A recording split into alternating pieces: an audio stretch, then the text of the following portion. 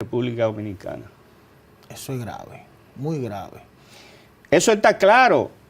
Agarran al pobre primer ministro Ariel Henry y lo mandan de que a Caricón a una reunión y luego a Kenia a firmar un acto para la intervención y mandar a los militares kenianos como fuerza internacional. Pero ¿qué pasa? Al mismo tiempo asaltan el aeropuerto donde Henry tenía que regresar. Tú escuchaste a Jean Bertin diciendo que el asalto al aeropuerto no fueron las bandas. ¿Tú no lo escuchaste? Claro, ¿qué lo dijo? Eso es de dominio público, según él. Según él, no fueron las bandas. Que las bandas no tenían capacidad de militar para asaltar el aeropuerto. Entonces, ¿quién asaltó el aeropuerto? Es una gran Para que no pudiera regresar Ariel Henry. Y al mismo tiempo, Luis Abinader le saca la alfombra a Ariel Henry, no lo quiere ni recibir aquí después que venía en camino en el avión. Le cierran el aeropuerto dominicano y lo mandan para Puerto Rico. A Luis Abinader le preguntan en una entrevista a un periodista sobre el tema y prácticamente lo desconsideró al periodista que le preguntó y no le contestó nada. Entonces, todas esas cosas, esos hechos, esas evidencias, la gente inteligente tiene que unirlas. Hay que unirlas para saber cuál es el plan detrás de, cuál es el plan ulterior. El plan ulterior es que el caos de Haití va a determinar la fusión con República Dominicana. Mira cómo están por manada están entrando los haitianos. Cuando en Haití hay caos total. Sí. Por manada vienen para acá. ¿Qué está haciendo CONANI? ¿Qué está haciendo todas esas instituciones? El plan que yo denuncié que estaba en el libro de trata de personas se está cumpliendo sin aprobar la ley. Todo lo que estaba en la ley de trata de personas que él tuvo que retirar por la presión mediática y social del país, que se revolteó con todo lo que se atrevieron a poner en ese proyecto de ley. ¿Que tú fuiste que lo destapaste? Que yo fui que lo denuncié la primera vez. Se está cumpliendo tal cual. Se está cumpliendo tal cual sin aprobar la ley. Porque el problema de CONANI, ¿qué es lo que hay en CONANI? Un desastre. Y estaba en manos de Raquel Albaje, la primera dama, y es un desastre. ¿Qué hicieron ahora con la guardería infantil? La pasaron a la educación. Educación está lleno de haitianos. ¿Quiénes tú crees que van a ir a la guardería infantil? ¿Dominicanos? No, la han pasado al Ministerio de Educación por eso mismo. Porque van a llegar a llenar esa guardería infantil de niños haitianos. Tú lo verás. Wow. Yo no soy adivino, pero el tiempo me dará la razón. Porque ¿por cuál otra razón tú crees que ellos pasan eso que estaba en manos de la primera dama desde el gobierno anterior? Ahora lo pasan al Ministerio de Educación. ¿Por cuál razón, Ariel? La gente tiene que ser inteligente. Dios dice que da sabiduría para que al malhechor se le descubra, para que al impío se le descubra. Sí. La inteligencia descubre al impío y lo pone en evidencia. Y a Luis Abinader, si tú le examinas los hechos, tú te das cuenta que de todo lo que él dice, que la mayoría de las cosas que dice es mentira, resulta ser que el plan ulterior de él es todo lo contrario de lo que dice. Con el tema de Haití. Con el tema de Haití. Haití hay un plan, reitero, y lo repito otra vez, entre el presidente Luis Abinader con Gilbert Billo, que son socios económicos, o sea, en negocios. Y ellos entienden que no basta que Gilbert Billo haya sido el magnate que era en Haití, no, ahora Gilbert Billo quiere ser el magnate de la isla completa. Y la forma de hacerlo y cumplir un objetivo político de Luis Abinader es consiguiendo que se unan militarmente y económicamente los dos países, República Dominicana. Militar y económicamente y militar, pero eso lo declaró el propio canciller, eso no lo estoy diciendo yo, Ariel. No fue el propio canciller que dijo que República Dominicana y Haití se estaban colaborándose como países en materia económica y militar. Yo quiero preguntarte también, John, una información que salió en Listín Diario de que algunos funcionarios querían que Ariel Henry aterrizara aquí. No, lo que, O sea, que estaban lo que sucede es que había una presión de Estados Unidos en ese momento para volver a instalar a... Porque, óyeme, el contrapeso que tenían las bandas era el primer ministro. Al tú quitarle, por eso yo dije en mi Twitter que al invitar que volviera a Haití, que aterrizara en Haití o que viniera aquí y fuera llevado en un helicóptero, que era el plan que tenían, pero que el presidente Luis Abinader abortó ese plan al desviarlo para Haití, y después lo que hicieron fue que lo llevaron a una reunión del CARICOM y lo pusieron a renunciar. Pero que nadie lo ha visto a él renunciando. Quien anunció que renunciaba era el presidente de la reunión de CARICOM.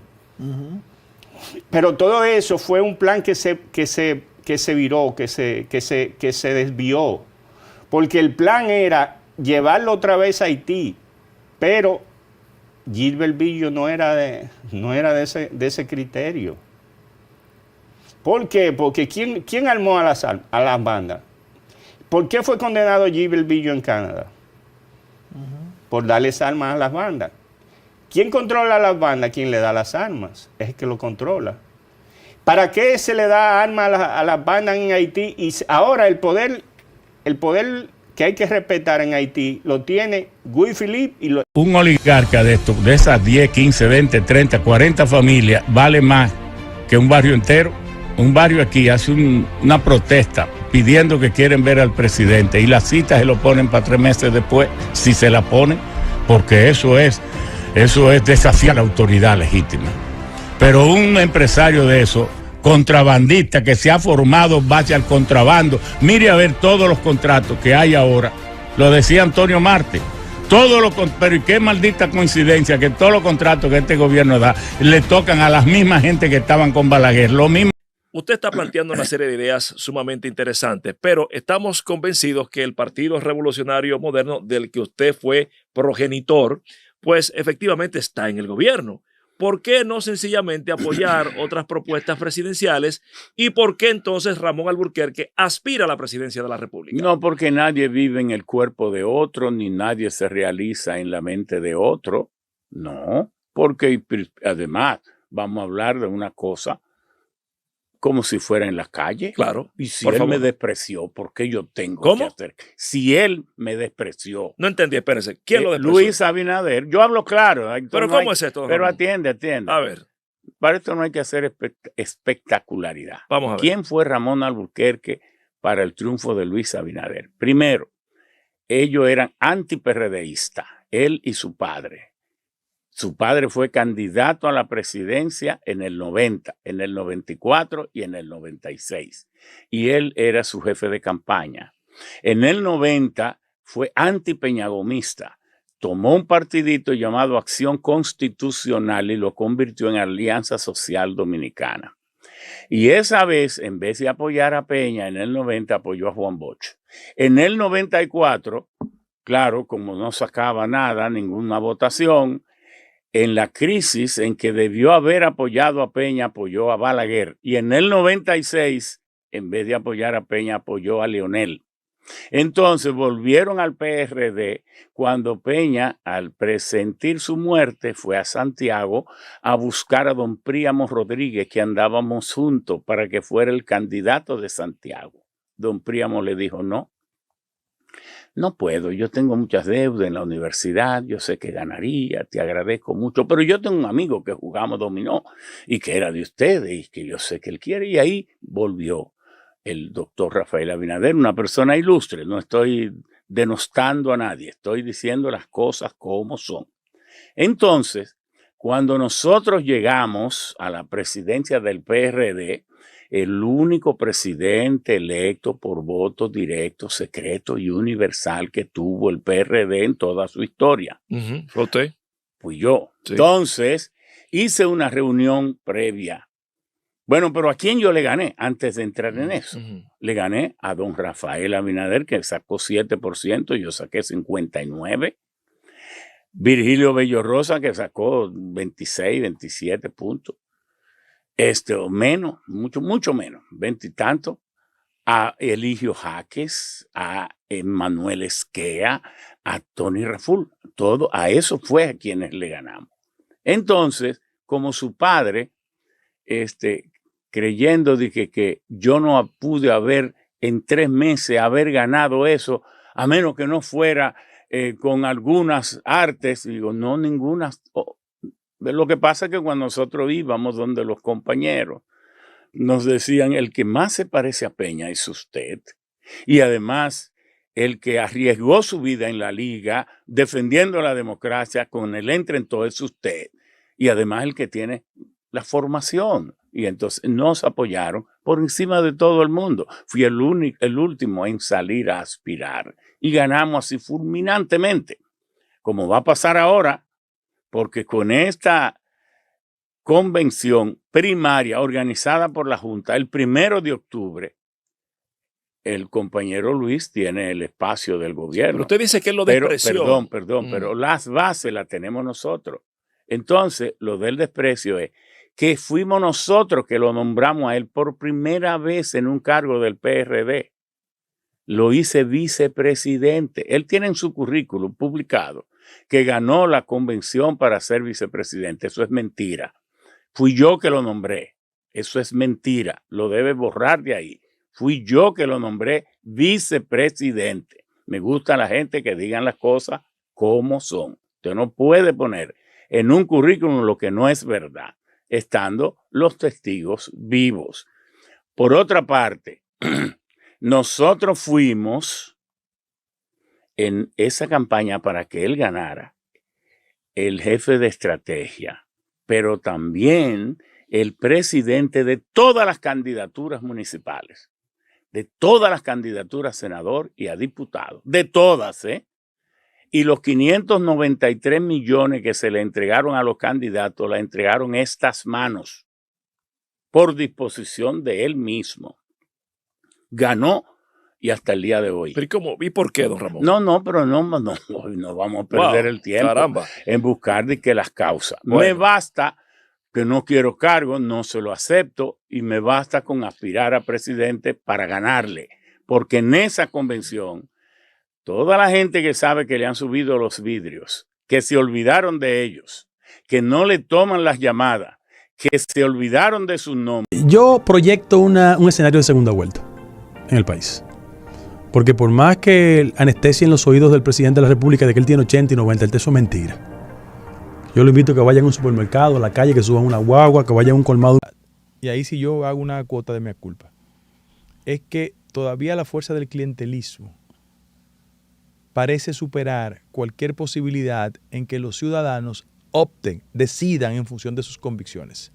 Hay un colchón tradicional que es un mercado ultra corrompido, donde los partidos políticos de una forma u otra recurren a él, que es evidente es materia del día de las elecciones. La famosa logística. Claro. Entonces, resultados electorales favorables. Dificultades del modelo es que nosotros en el PRM hagamos una lectura irracional de estos resultados. No fue bien, eso nos alienta, pero las elecciones no están ganadas. O sea, falta un recorrido que va febrero, mayo, donde tenemos que hacer algunas cosas que son indispensables. Yo le he dicho a los compañeros que el que no asume la victoria con humildad está trabajando de manera incorrecta. Pero además, el que lee de forma tergiversada resultados electorales se dará cuenta de que el escenario municipal no necesariamente coincide en términos de resultados con lo congresional. Por ejemplo, en muchas demarcaciones hay candidatos a diputados, a diputadas, a senadores, a senadoras que van a hacer su campaña. Y que esa campaña no va a ir combinada con la del presidente de la República, porque ellos quieren sacar sus votos, buscar sus simpatizantes. Claro está, un desempeño efectivo ahora en febrero y un candidato presidencial que la gente le presume imbatible ayuda a cualquier senador o senadora.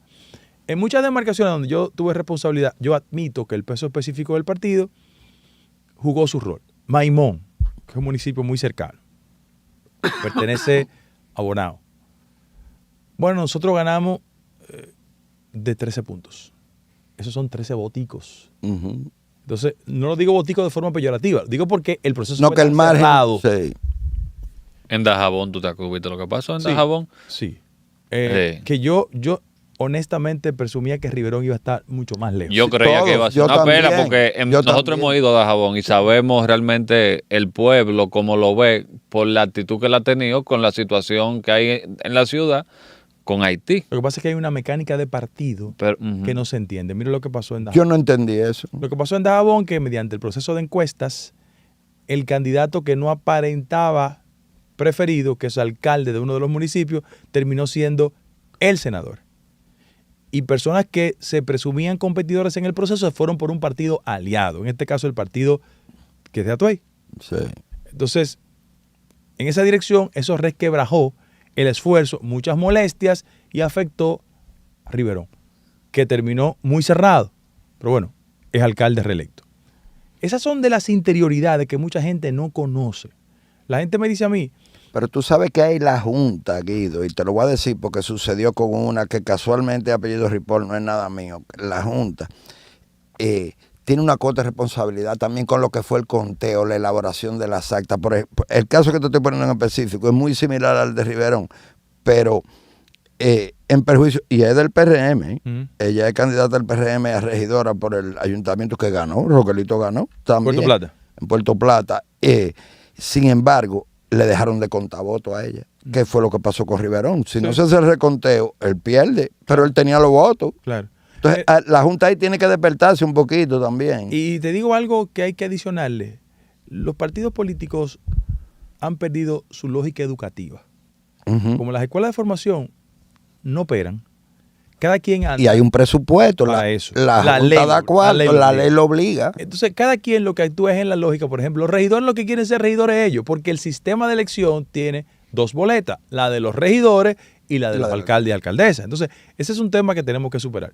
Pero en el caso de nosotros como partido político, yo quiero hacer una reflexión en este programa que nosotros tenemos que pasar de una mayoría electoral a una mayoría ciudadana. Mira por qué. Eso es importantísimo. Lo que está pasando en América Latina, y eso es un tema viejo, Tocqueville habló sobre el tema de la dictadura de la mayoría y ese tipo de cosas, cuando hizo una evaluación de las democracias en América Latina y en los Estados Unidos. Mira cuál es el problema. Hay muchas mayorías que se han construido con legitimidad, pero como son la fuerza de los partidos, excluyen a los ciudadanos. Y yo quisiera que en el trabajo de estos 3 meses nosotros hiciéramos un esfuerzo para que la ciudadanía participara de tal manera, porque agosto 16 comienza en este país un ciclo totalmente diferente. Porque cuando tú impulsas desde el gobierno reformas estructurales, tú no necesitas solo la mayoría del partido, necesitas la mayoría de la sociedad. Y la gente podría extrañarse por lo que yo voy a decir. Hay que competir con intensidad, hay que ganar el proceso, hay que defenderlo en primera vuelta, con distancias cómodas. Pero nosotros no podemos olvidarnos que si somos ofensivos, agresivos e insultantes en el tramo del proyecto hacia mayo, podríamos generar una erosión en fuerzas políticas que, sin importar lo que representen en el Congreso, son indispensables para la reforma pendiente. Cuando aquí se pase de las elecciones y el país diga, bueno, tenemos que hacer un ajuste en la estructura impositiva. No importa la representación que tenga el PRM y sus aliados en el Congreso. Necesitamos conversar con el PLD y con la Fuerza del Pueblo para esos temas. Entonces, compañeros y compañeras, en su demarcación, háganle. Que en el ámbito agropecuario se ha incrementado un 81%. ¿Cómo cuáles? Chautía coco, papa, plátanos, batata. Eso es lo que consume la gente. Guido, Colombia decía hace un rato que yo fui ayer al Congreso, que estuve allá, que me tocó esa pela por primera vez. Y allá, sentada, escuché a unas personas hablando. Para lo de mi edad, una pela que duraste mucho tiempo. Es simplemente... Es un lenguaje generacional. Okay. Yo pienso en mi hija que me habla de una forma, entonces yo tengo que hacer la traducción. Exacto. Bueno, sí. Estaba sentada y escuché unas personas hablando y ellos decían, y yo lo escuché y me asombré y dije, caramba, lo que ellos están diciendo es, yo creo que el sentir de la gran mayoría del pueblo dominicano. Ellos decían que no importa lo que él dijera en ese discurso, lo único que a ellos les importaba era que los precios de la comida bajaran. Y literalmente uno dijo eso y el otro respondió, sí, a este pueblo es muy fácil manipularlo, nada más hay que bajar el precio de la comida y nosotros nos allantan con eso. Y es increíble como realmente lo único que la gente se ha enfocado y lo único que a la gente le importa es eso. No, a la gente le importan muchas cosas. Lo que pasa es lo que tiene que enfrentar en el día a día son los precios de los artículos de primera necesidad. Entonces, frente a eso hay una reacción natural de los dominicanos al respecto. Ahora, yo tengo que decir que el gobierno dominicano está muy consciente y por eso infla la inversión de manera correcta en la política de subsidio, porque es la única forma de compensar los efectos de la inflación.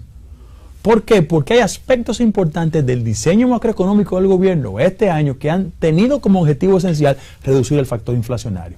Por ejemplo, el gobierno dominicano el año pasado, porque reitero, las memorias de ayer eran el resultado del año anterior. Entonces, ¿qué hizo el gobierno en materia de política macroeconómica? Uno, incrementó en 4 oportunidades la tasa de interés. ¿Por qué? Porque hay una regla esencial. Ellos sostienen la tesis, y yo comparto, que una de las múltiples maneras de controlar el factor inflacionario, que tiene 7.8 cuando el Banco Central proyectó 4.4 el año pasado, y cuando una economía crece 4.9%, pero tenemos la inflación en 8%, hay un déficit. No estamos es inequidad social. Eso es menos dinero en los bolsillos de la gente. ¿Qué hizo el Banco Central? Vía las autoridades monetarias. Dijo, mira, vamos a llevar la tasa de interés de 3 puntos a 8. ¿Por qué eso se lleva? Porque en la medida que hay menos circulante, hay menos dinero demandando productos. Y por vía de consecuencia, cuando se reduce el circulante, tú controlas la inflación. Efectivamente, se experimentó un deslizamiento en diciembre, de 8 a 7.2. Sin embargo, eso no impactó de manera favorable en los precios. Entonces la gente se vuelve a quejar. El quintil más pobre en la República Dominicana necesita 24,000 pesos mensuales. Los más pobres en la pirámide social. Los más ricos necesitan 69,000. El promedio es 40,000 pesos. Entonces, ¿cuál es el inconveniente que hay? Que es la primera vez en la República Dominicana que con un salario mínimo de base tú solo puedes adquirir menos del 50% de la canasta básica. Pero él dijo que no, que se podía comprar más que en el 2011. Eso no es verdad. Hizo la comparación con el pollo. La realidad en práctica es que en la actualidad, con la base del salario mínimo, que son 16,500 pesos, eso no alcanza a lo que dice el Banco Central, que es el 50% de la canasta básica. De las cosas que habló es de la posibilidad de un aumento en los sueldos en el sector privado. Y con esta pregunta te lanzo, ¿verdad?, para que hagas tus propias propuestas. Ante la realidad económica mundial y las cosas que el presidente, que su gobierno ha manejado, junto con esta posibilidad de aumento, ¿qué otras cosas, por ejemplo, harías tú para mejorar que quizás lo que se quiso decir en ese discurso se acerque más al sentimiento de la gente que Yamel vio sentado el día de ayer alrededor de ella? Sí, pero permíteme explicarte 2 cosas sobre el tema de la tasa de interés, que me quedé. Para que la gente tenga una idea, hay impactos en la economía que parecen invisibles, pero son terribles al bolsillo. Cuando el gobierno ha incrementado la tasa de interés, eso tiene un impacto. El que va a buscar un préstamo para fines de negocio personal, ya lo tiene. Yo quiero decirle que él aumentó de 14 a 18%. ¿Verdad? ¿Cómo eso se traduce en la gente? Si yo me casé, y me casé hace 28 años, y vivo en Santo Domingo Norte, y conseguí un préstamo en el sector hipotecario, y yo pagaba 24,000 pesos, el incremento de la tasa de interés se traduce en más dinero que yo tengo que poner para cumplir con mi obligación hipotecaria. Pasó de 24,000 pesos a 26,800. Es decir, esto también golpea la clase media. Son factores que parecen invisibles en el discurso, pero a la gente le impacta terriblemente. Pero, por ejemplo, de no hacerse ese aumento de tasa de interés, porque hay cosas que manda el momento. O sea, ahí que te abro la pregunta. ¿Qué hacer? A tus propuestas. ¿Cómo se manejaría el estado de inflación generalizado? Yo pienso que el gobierno dominicano tenía otras alternativas de procurar más recursos. Por ejemplo, yo soy, desde el punto de vista de las políticas de endeudamiento, yo soy más conservador. Ahora, yo te voy a enseñar 2 fuentes donde el gobierno hubiese obtenido mucho más recursos. El año pasado, la evasión fiscal fue de 61%.